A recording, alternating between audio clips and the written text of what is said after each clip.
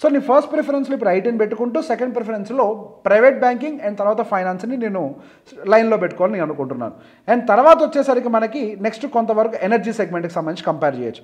Energy segment కొంత ప్రీమియంగా కనపడుతోంది. So basic energy సెగ్మెంట్లో ఆల్రెడీ రిటర్న్స్ కూడా గతంలో ఆల్రెడీ లాస్ట్ 1 year వరకు కూడా బాగానే రిటర్న్స్ చూసాము. సో గోయింగ్ ఫర్దర్ మనకి ఎనర్జీ సెగ్మెంట్లో అగ్రెసివ్గా గతంలో చూసినటువంటి రిటర్న్స్ అయితే కనిపించే అవకాశాలు పెద్ద ఎత్తున కనిపించట్లేదు.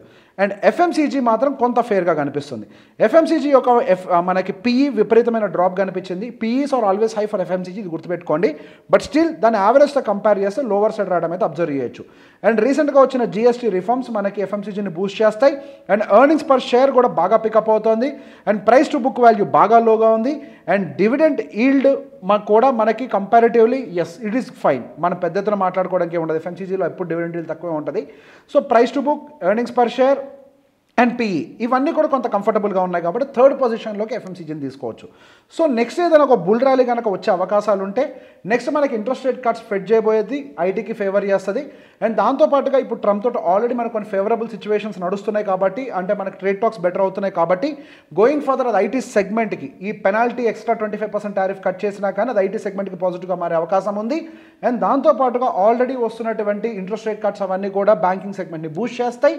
ఆ interest rate cuts, GST cuts ఇవన్నీ కూడా ఎఫ్ఎంసీజీని కూడా కొంత బూస్ట్ చేసే అవకాశాలు ఉంటాయి.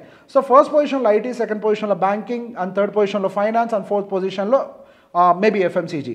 సో ఇట్లా బేసిక్ ఒక 4-5 సెగ్మెంట్స్ని ఐడెంటిఫై చేసుకుంటూ వీ కెన్ ఇన్వెస్ట్. బట్ కంప్లీట్గా మీరు అంటే సెక్టర్ అండ్ థిమాటిక్లో మాత్రం అందరూ రిస్క్ తీసుకోవడానికి అయితే వీల్లేదు. Sector and thematic is not for every one. దాన్ని రెగ్యులర్గా ట్రాక్ చేసుకుంటూ మార్కెట్లో అప్డేటెడ్గా ఉండే వాళ్ళకి మాత్రమే మనకి సెక్టర్ అండ్ థిమాటిక్ మాత్రం బాగా ఉపయోగపడుతుంది. సో ఈ దివాళీ మనకి పర్టికులర్గా ముహూర్త ట్రేడింగ్ రోజు అగ్రెసివ్గా ట్రేడింగ్లు చేసేస్తాననేది ఇలాంటివి పెట్టుకోకుండా, హవెవర్ ముహూర్త ట్రేడింగ్ అంటే కంప్లీట్గా మనీని డమ్ చేయమని మీనింగ్ కాదు. సెంటిమెంట్ కోసం కొంత డబ్బుని మనం ఆ రోజు ఆ డబ్బులు ఇన్వెస్ట్ చేయాలి అంతే. మనకి డిప్ వచ్చినప్పుడల్లా అగ్రెసివ్గా ఇన్వెస్ట్ చేసుకోవచ్చు. సో ఈ ముహూర్త ట్రేడింగ్ రోజు నేను చెప్పిన ఈ 4 సెక్టార్స్ మేబీ నాకు కొంచెం పాజిటివ్గా ఉంటాయని నేను అనుకుంటూ నేను వీటితో వెళ్ళాలని నేను అనుకుంటున్నాను. హ్యాపీ దివాళీ.